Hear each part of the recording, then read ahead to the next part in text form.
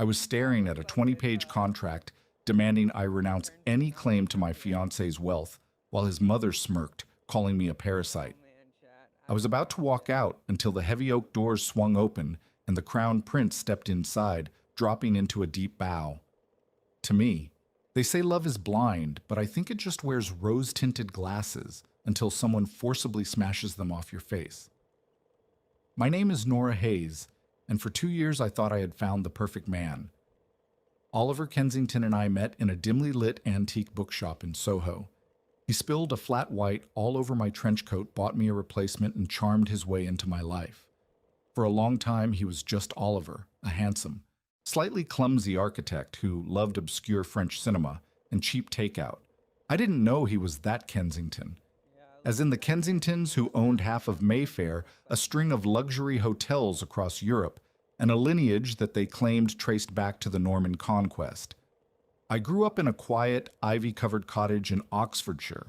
My parents had passed away when I was 19 in a horrific car accident, leaving me with a modest trust fund and a fierce sense of independence. I built a career as an antiquities appraiser at Sotheby's on New Bond Street. I worked hard. I paid my own bills, and I never asked Oliver for a dime. But to his mother, Beatrice Kensington, I was nothing more than a stray dog trying to sneak into a pedigree kennel. The nightmare began the weekend of our official engagement party. Oliver had proposed to me a month prior with a stunning, understated sapphire ring. We drove down to the Kensington family estate, a sprawling, imposing stone mansion in Surrey, surrounded by 500 acres of manicured gardens and ancient oak trees.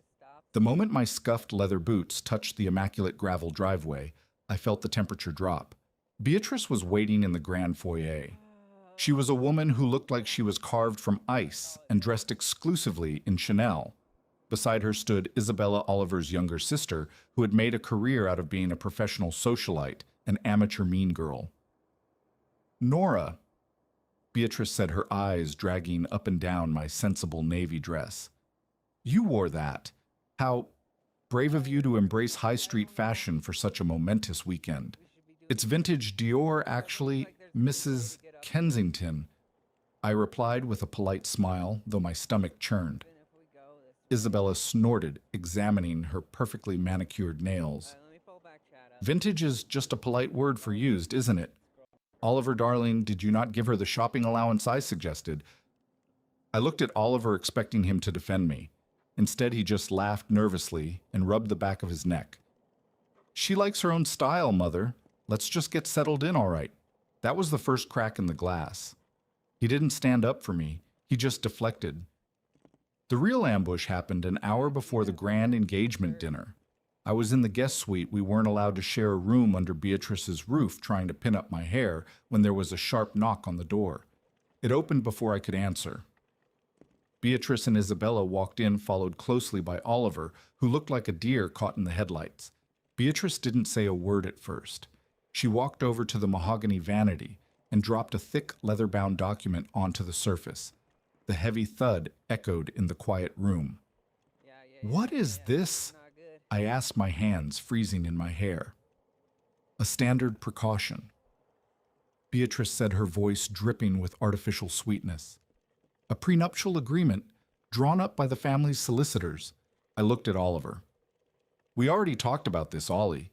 I told you I don't care about your money. I make my own living." "I know, Nora," he mumbled, refusing to meet my eyes. "But Mother insists. It's just family protocol." I picked up the document and flipped through the first few pages. "I'm not a lawyer, but you don't need a law degree to understand complete financial decimation. It didn't just protect his family's generational wealth, it demanded that I waive my rights to any assets we acquired together during the marriage. It stipulated a gag order, a strict lifestyle clause dictating my public behavior, and even a clause that gave the Kensington Trust complete control over the primary custody of any future children in the event of a divorce. "This isn't a prenup," I said, my voice trembling with a mix of shock and rising anger. "This is a surrender treaty." "It is a reality check, Miss Hayes," Beatrice snapped, dropping the faux sweetness. She stepped closer, her expensive perfume suffocating me. "You are a nobody, A quaint little appraiser with no family, no connections, and no pedigree. You think we don't know your type? You latch onto boys like Oliver boys with soft hearts and deep pockets, and you bleed them dry. You are a gold digger. Nothing more. Mother, please, that's a bit harsh, Oliver whispered. Shut up, Oliver. Isabella chimed in, crossing her arms. She needs to hear it. We aren't going to let some charity case from Oxfordshire ruin our brand. I stared at the man I was supposed to marry. Are you going to let them talk to me like this? Oliver finally looked at me, his eyes pleading. Nora, just sign it. Please. It will make things so much easier. Once it's signed, Mother will back off. We can just be happy. He wasn't a partner. He was a coward. In that exact moment, the love I felt for him evaporated, replaced by a cold, sharp clarity. But before I could tell them all to go to hell, the estate's head butler appeared in the doorway, clearing his throat. Excuse me, madam, the butler said to Beatrice. The guests have arrived for the dinner, including the VIP delegation. We are expecting the royal convoy at any moment. Beatrice's eyes lit up with predatory excitement. She pointed a manicured finger at me. We will finish this tonight. Put on something decent if you even own such a thing, and do not embarrass us. They swept out of the room, leaving me alone with the contract. I didn't cry. I didn't panic. A strange, calm resolve washed over me. I looked at myself in the mirror. Beatrice Kensington thought I was a nobody with no connections. She had no idea who my late mother really was, and she was about to find out in the most spectacular way possible. The grand dining hall of Kensington Manor was designed to intimidate. Crystal chandeliers the size of small cars hung from the vaulted ceiling, casting a warm glow over a long banquet table set with antique sterling silver and bone china. There were about 50 guests, CEOs, minor politicians, and old money aristocrats who spoke with plums in their mouths and judged you by the cut of your suit. I walked in wearing a sleek floor-length emerald green gown. It was simple, elegant, and entirely unbranded. I took my seat next to Oliver, who gave me a nervous, apologetic smile. I ignored him, sipping my sparkling water and watching the room. Beatrice was in her element, floating from table to table, name-dropping and boasting. The crown jewel of her evening, however, was the guest of honor who had yet to arrive, Crown Prince Christian of Denmark, who was in London for a private diplomatic and cultural tour. The Kensingtons had aggressively lobbied to host him for a private dinner, desperate to associate their brand with European royalty. So Nora, a booming voice echoed from across the table. It was Lord Hastings, a pompous friend of Oliver's father. Beatrice tells me you work in a shop somewhere in London. Must be fascinating dusting off old knickknacks. The table quieted down. Isabella smirked into her champagne glass. They were waiting for me to stumble. I'm an antiquities appraiser and authentication specialist at Sotheby's Lord Hastings. I said clearly, my voice carrying over the soft classical music playing in the background. I specialize in 17th and 18th century European royal artifacts. It's less about dusting and more about exposing forgeries that wealthy people are occasionally tricked into buying. A few guests shifted uncomfortably. Beatrice's eyes narrowed into slits from the head of the table. How quaint, Beatrice interrupted loudly. Speaking of royal artifacts, I thought tonight would be the perfect occasion to unveil the family's latest acquisition. Richard Darling have them bring it out. Oliver's father gave a signal. Two men in white gloves carried out a velvet-covered pedestal and placed it at the center of the room. With a theatrical flourish, Beatrice pulled back the velvet to reveal an ornate gold and ruby-encrusted chalice. The guests gasped and applauded politely. This, Beatrice announced, her voice echoing with smug triumph, is the legendary Valdemar chalice, used by the Danish royal family in the late 1600s. We acquired it through a highly exclusive private auction in Geneva for, well, a sum I won't mention in polite company. It is a masterpiece of royal history fitting for a family of our standing. I stared at the chalice. My heart did a strange, erratic flutter, not out of awe, but out of sheer disbelief. I knew that chalice. I knew it intimately because I had written my master's thesis on the lost Valdemar collection. Isabella leaned across the table, her eyes glittering with malice. What's wrong, Nora? Overwhelmed, I suppose you don't see things of this caliber in your little appraisal shop? I put my fork down. The metallic clink was unusually loud. Actually, Isabella, I have seen it. Or rather, I've seen the schematics of the original. I looked directly at Beatrice. Mrs. Kensington, who authenticated this piece for you? Beatrice scoffed. A premier dealer in Geneva. Why are you attempting to offer your amateur opinion? I'm offering a professional one. I said, my voice steady. The entire room was dead silent now. The original Valdemar chalice was cast in solid gold.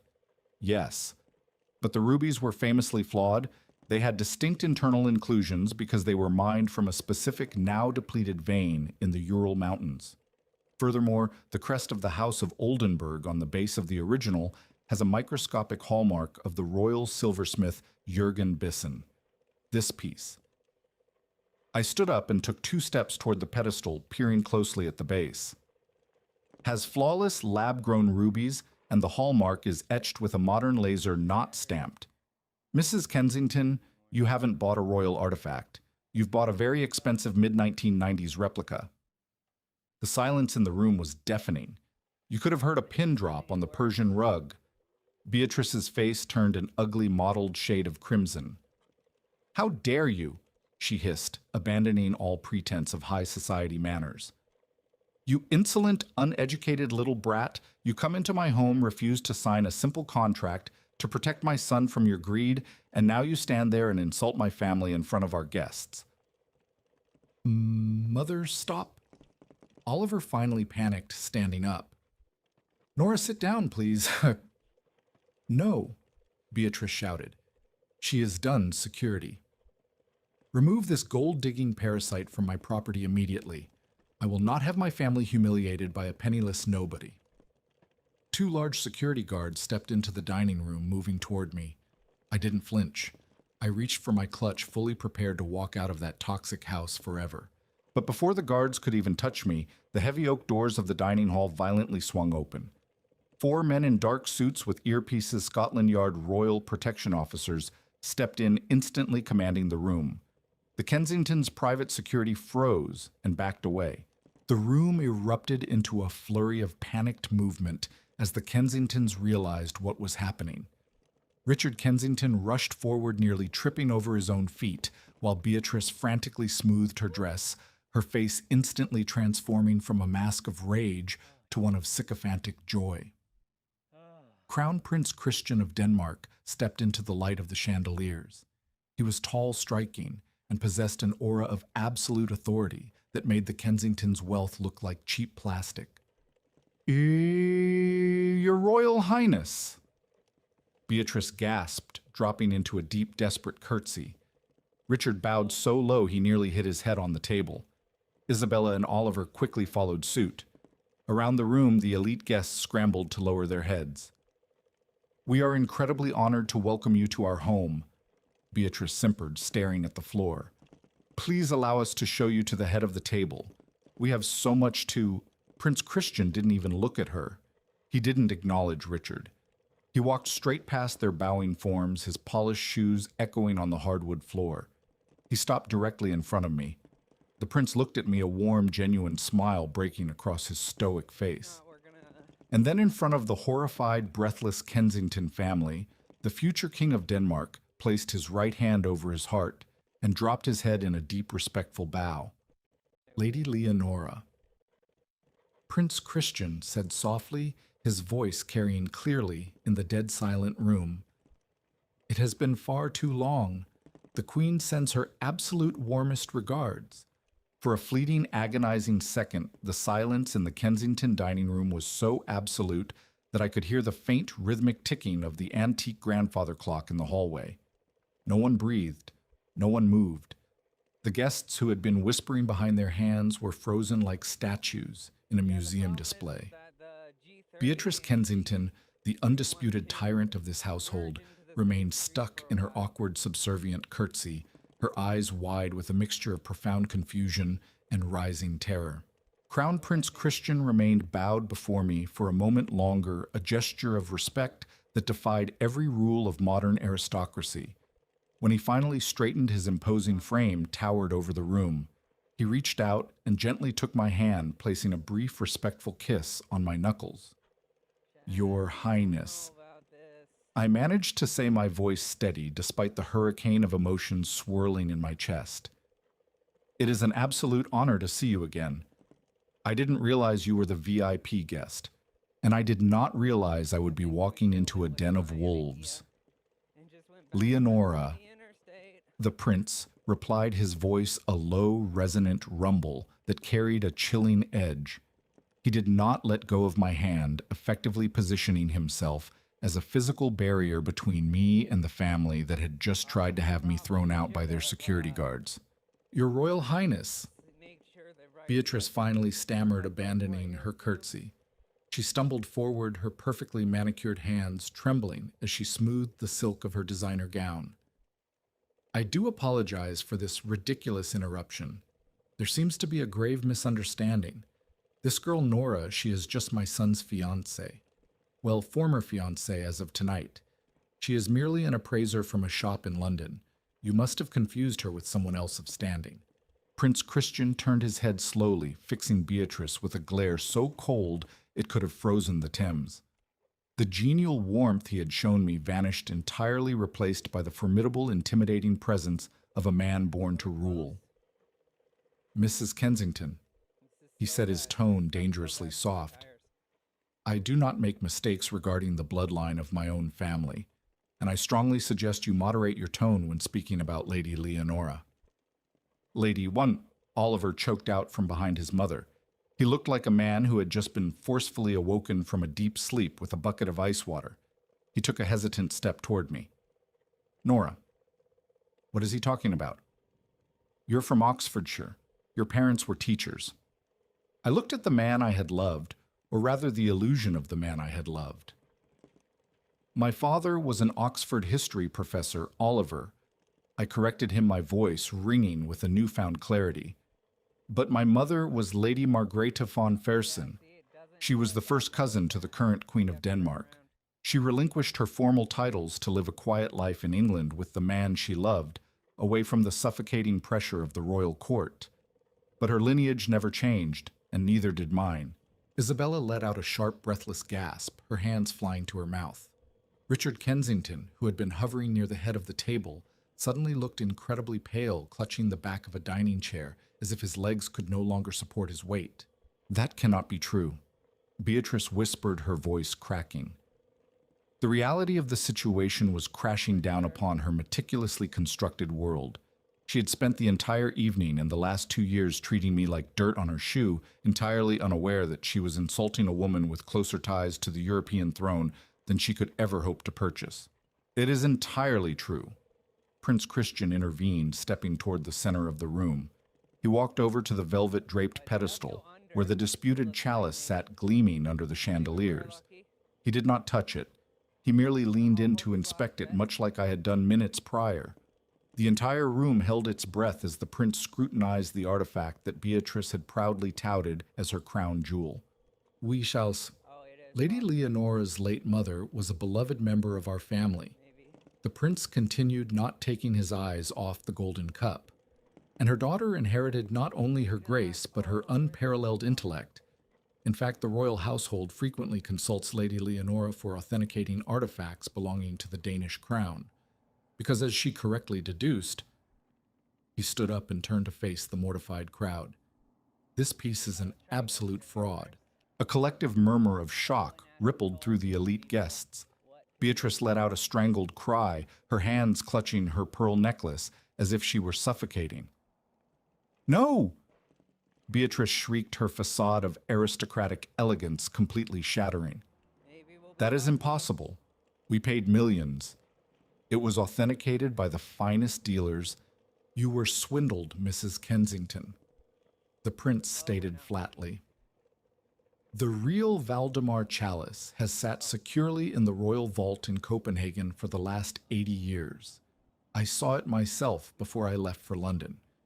You have proudly displayed a counterfeit to a room full of your peers, and when an expert who also happens to be a relative of the very royal family You so desperately wished to impress attempted to save you from public embarrassment, you insulted her and ordered her removal.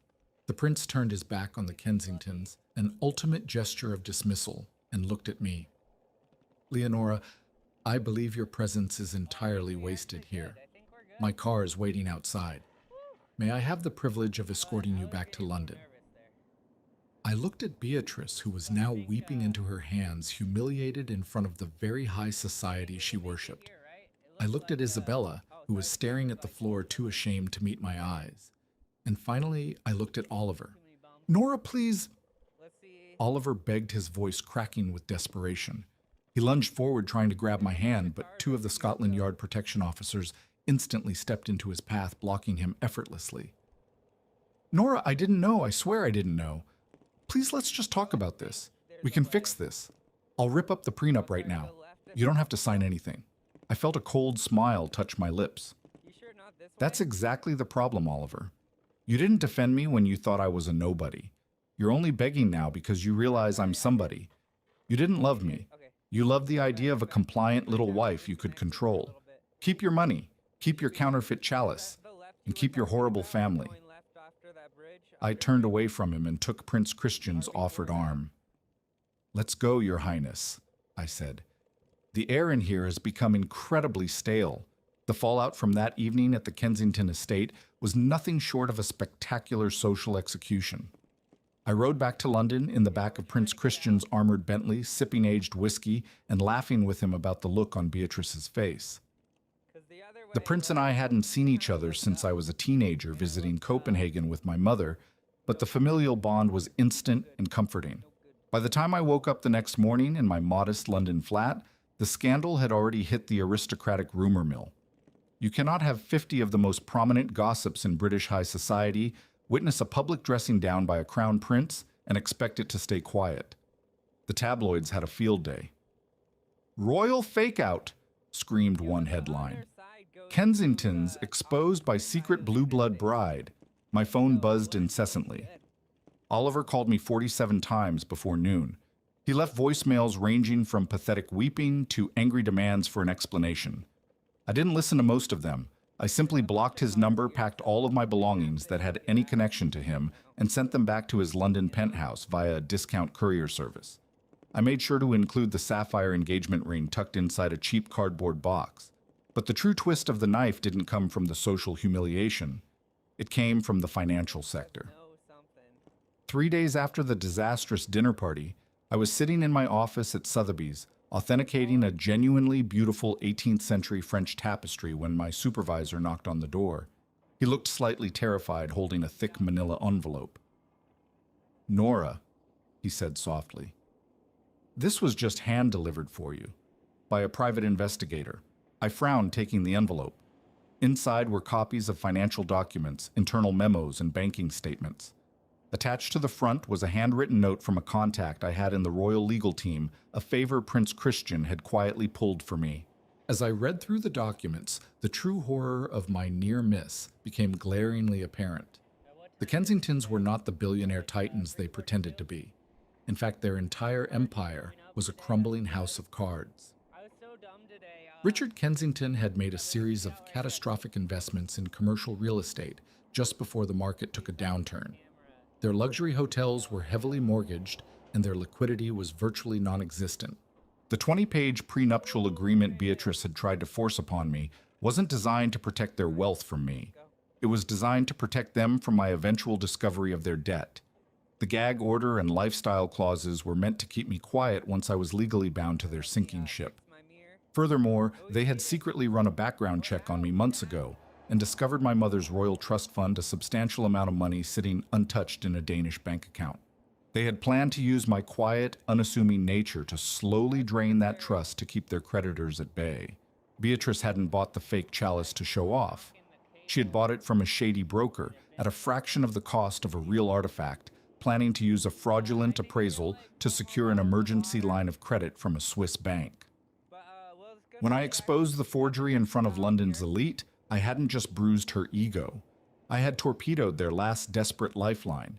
The collapse was swift and merciless. Without the chalice to secure the loan, and with their social standing obliterated by the prince's rebuke, investors began pulling out of the Kensington Hotel Group. Within 2 weeks, Richard Kensington was forced to step down as CEO, and the family began quietly selling off their assets, starting with the Surrey estate. The final confrontation happened on a rainy Tuesday afternoon. I was leaving my favorite coffee shop in Soho when a familiar figure stepped out of the drizzle. It was Oliver. He looked terrible. His usually perfectly tailored suit was rumpled. His face was pale, and he had dark bags under his eyes. The arrogant, careless charm he used to wear like a second skin was entirely gone.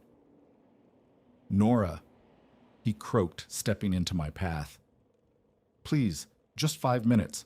I stopped pulling my trench coat tighter around myself. "We have nothing to say to each other, Oliver." "They're selling the house," he blurted out, ignoring my boundaries as usual. "My father's facing a fraud investigation over that damn chalice. Everything is falling apart.